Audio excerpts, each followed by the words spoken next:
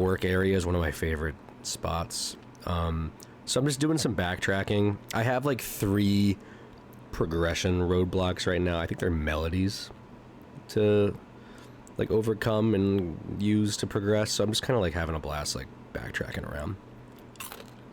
Dude, there's a lot of backtracking, but it's fun because there's so much shit to look at.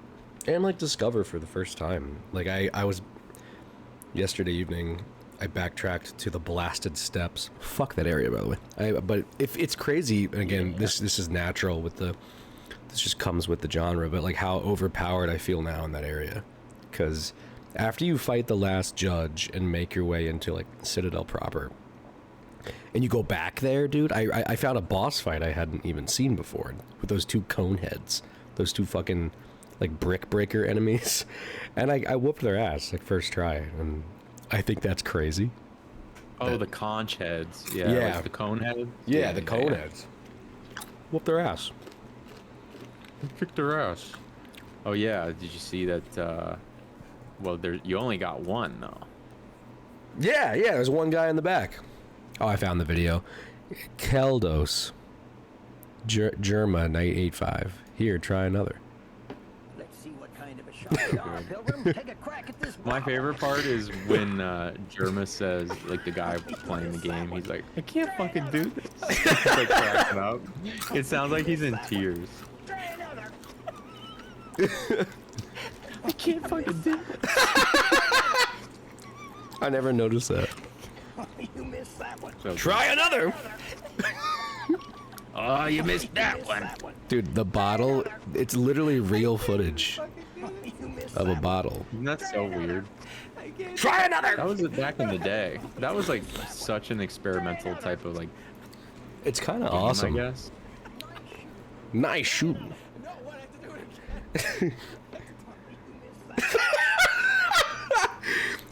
Yeah, so what's going on with your Hollow Knight playthrough right now?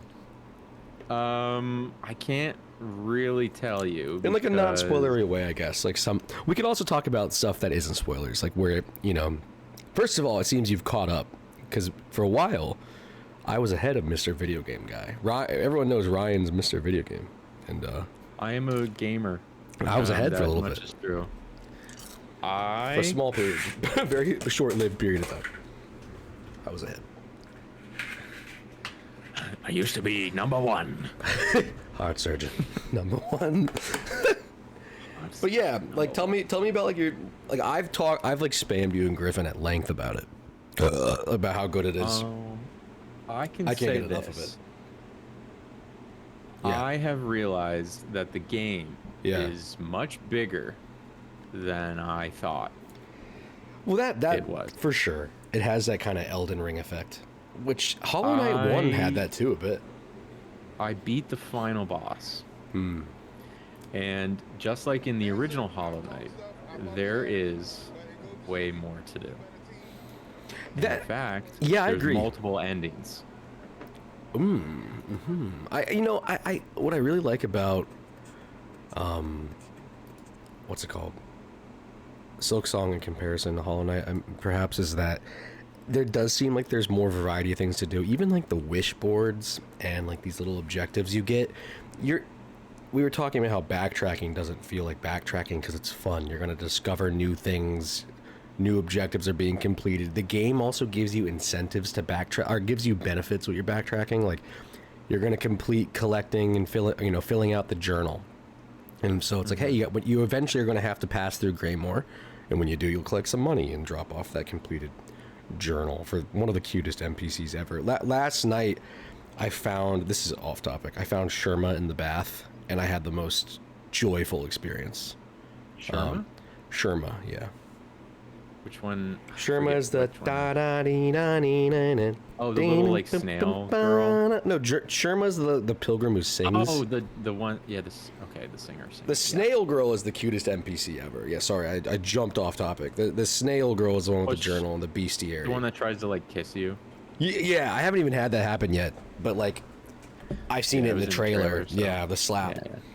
She's amazing. And when I found out she was a snail, she became even more amazing. But no, Sherma, just whimsical, arguably the most powerful character, low key, because it's like, how does she keep making it through all this?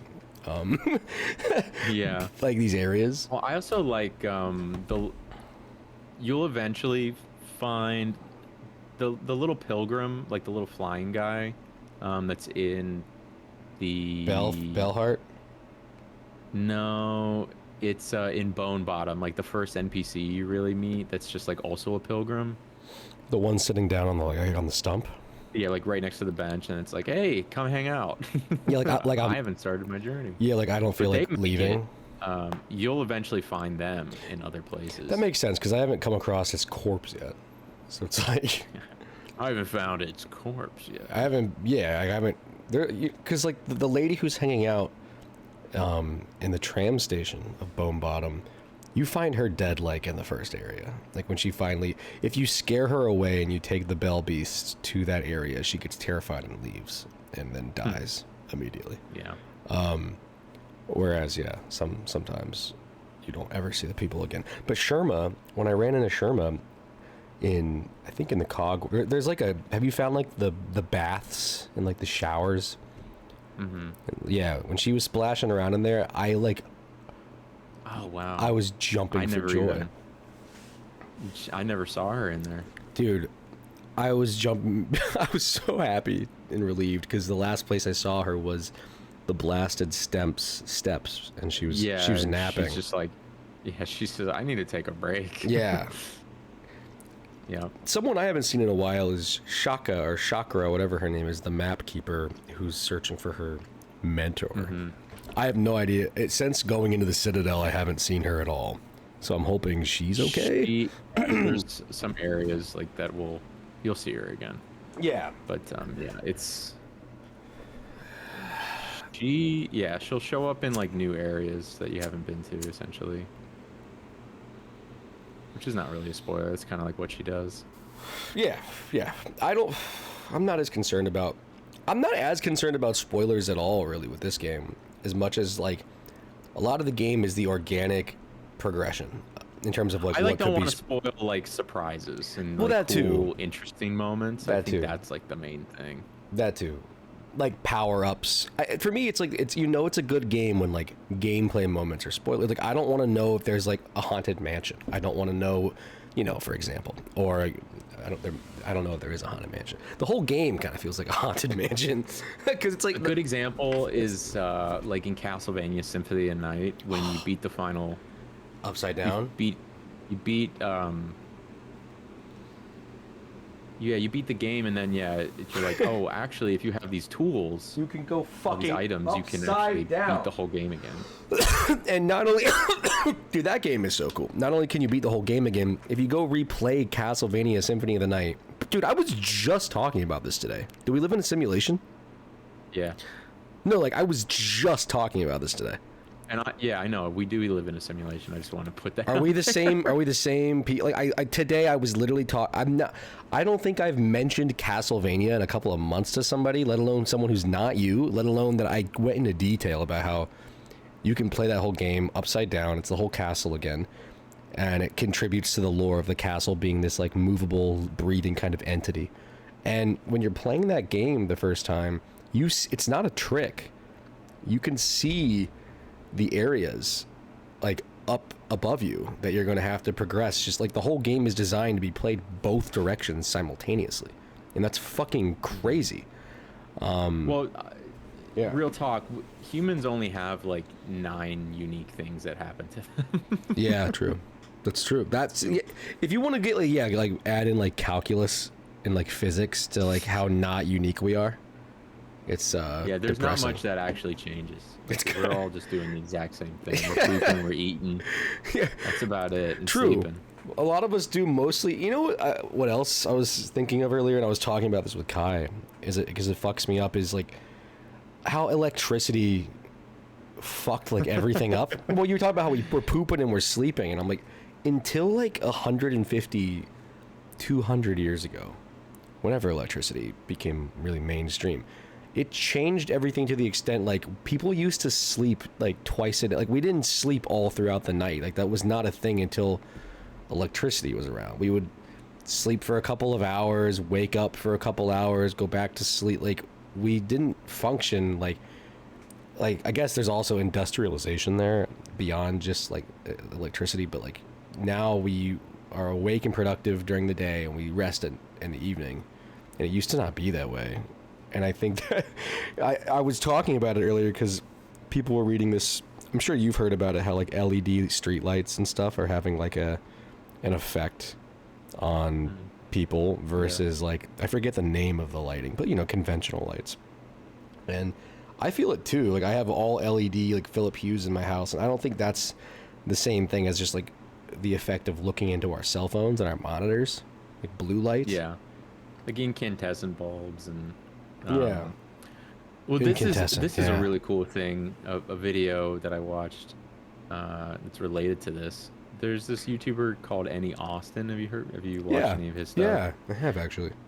He was looking at the lights in Red Dead Redemption 2, and in the street lights, Saint Denis. Yeah, yes, he was looking at street lights. And like they're like New Orleans like town. Yeah, there's what's crazy is that there's older, like super old, like the first version of like what a street lamp is, and then there's like newer lamps, and then candlelight, because this is like a transitionary period in what was New Orleans. But pretty interesting stuff, and it's cool to see the comparison in a video game. That game does so many amazing like unnecessary flexes of like, look how crazy accurate this is. Yeah, it's almost like they didn't have enough gameplay or something to design, so like, we're just gonna design every possible, like, it doesn't feel that good to play. I think we've talked about the progression and the tediousness and stuff and the linear restrictions of Red Dead. Like, that's been talked about like to death, so I'm not gonna like bring that up again. But the other day I kind of had the revelation that maybe Red Dead isn't as fun because it just doesn't feel good to play. Like, he doesn't feel fun to control. It's not like even Grand Theft Auto, a game everyone loves. When you're not in a car, that game's not fun to control. It's kind of weird. It's like playing a Bennett Foddy game. It's not. The physics feels strange, and the gunplay feels weird, and the jumping and the running, like, it's not it doesn't feel good. It's a great game to like hang out in, if that makes sense. What, Red Dead? Just like, yeah, if you just like want to turn your brain off and not really like, it's like a very casual game. If like you take it, you don't try to like play it like a regular video game, if that makes sense. True. Yeah. You just more so. It's like oh, I'm just gonna turn this on, and I'm just gonna walk around. It's like an immersive experience, kind of. Yeah, you just kind of like lean into that aspect of it. It's pretty good. Well, it's weird just because like their previous title, Grand Theft Auto 5, feels like such a video game. Like when you're driving around, it's so fucking fun. Like they nailed that, and it's slippery, ridiculous arcade kind of mechanics when it comes to their driving. But I was thinking about it the other day. I'm like, aside from the fact that I can't go off the beaten path and I don't always want to like simulate fucking pelting an animal, the game just doesn't feel good. It feels like a shit ass game to control. Moving Arthur Morgan or Franklin or Trevor or Michael around their environments doesn't feel. It feels honestly like crap. It doesn't even. I'm not even gonna say. Go ahead. 4 sucks. And like in terms I've of never like played how it it feels. But, yeah, it's very iconic. I heard the driving's very controversial. The way it feels. It's a weird one, man. Isn't it like everything's like just dramatically ragdolled in that game? Like, I love watching the videos. Griffin and I love the fact that that game has. I'm talking about 5. Yeah. Yeah, 5 is just it just feels weird. Well, 4's the one where 5's the one where it's very 5's all the driving has always felt good in Rockstar games, whether it's Midnight Club, whether it's any Grand Theft Auto, even though like 4 and 5 have a very different degree in like slipperiness, so to speak. Mm-hmm. But I like that 4 has a kill yourself button. Me and Griffin, they're incoming attractions. There's the guy who uploads videos of himself playing as Nico in GTA 4, and the whole video is just a montage of him like jumping off of buildings and things, and how dramatic